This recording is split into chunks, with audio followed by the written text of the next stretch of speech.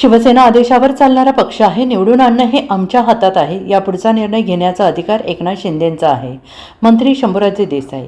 सामान्य शिवसैनिक एकनाथ शिंदे यांच्या नेतृत्वावर विश्वास ठेवणारा आहे. कोणत्याही अडीअडचणी धावून जाणारे एकनाथ शिंदे हेच नेते आहेत. स्वर्गीय बाळासाहेब ठाकरे यांच्या हिंदुत्वाचा ज्वलंत विचार घेऊन आम्ही चालतो. राज्यात महाविकास आघाडी झाली होती. ज्या संजय राऊतांच्या बोलण्यामुळे महाविकास आघाडी बंद करून पुन्हा महायुती करण्याचे काम एकनाथ शिंदे यांनी केले आहे. सत्तेवर लाथ मारून आम्ही हिंदुत्वाचा विचार जपलेला आहे. कल्याणमधील युतीवर बोलताना सांगितले की मनसेतून कोणी नाराज झालं तर ठीक आहे. संजय राऊत का नाराज होत आहेत? राज ठाकरे यांनी स्थानिक पदाधिकाऱ्यांना निर्णय घेण्याचे अधिकार दिले आहेत. राजू पाटील देशपांडे बोलले आहेत. त्यांनी घेतली भौतिक आणि तिसऱ्याला रुसायचं काम काय? बस रुसून कोपऱ्यात, तुझ्याकडं कोण बघतंय? त्याचा रुसवा कोण काढते बघू. मग सांगलीत तर भाजपसोबत युतीचा निर्णय हा एकनाथ शिंदे घेतील. आम्ही पूर्ण भाजपच्या भरोशावर राहिलो युती होईल म्हणून.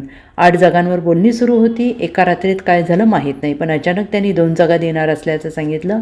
पण आम्ही कमी वेळेत सगळ्या जागा वाढवल्यामुळे त्यांचे उमेदवार फार कमी मताने पडले. आता त्याचा अभ्यास भाजपच्या नेत्यांनी करावा.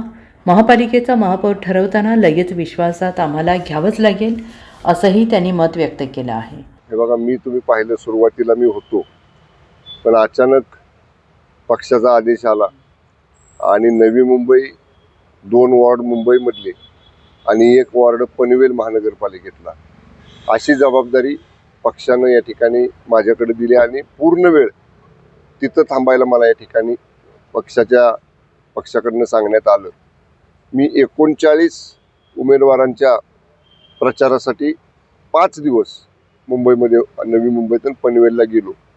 पण एक गोष्टची समाधान आहे, मी ज्या ठिकाणी 39 उमेदवारांना प्रचारासाठी गेलो, पदयात्रा केल्या, वॉर्ड फेऱ्या केल्या, कॉलनींना सोसायट्यांना भेटी देऊन तिथं बैठका घेतल्या, 22 नगरसेवक तिथले निवडून आले. ज्या 39 नगरसेवकांच्या प्रचाराला मी गेलो त्यापैकी 22 लोक निवडून आले.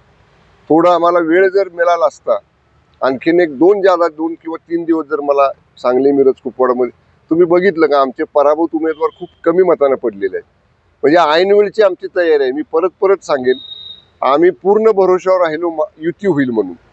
आदल्या दिवशीपर्यंत 8 जागांवर युती होणार हे नक्की होतं. काय झालं एका रात्रीत मला माहित नाही. सकाळी ते म्हटले 2च जागा देऊ, आणि म्हणून ऐनवेळी थोडी आमची धावपळ झाली. पण तरी सुद्धा 2 लढवय्ये आमचे नगरसेवक निवडून आलेले आहेत.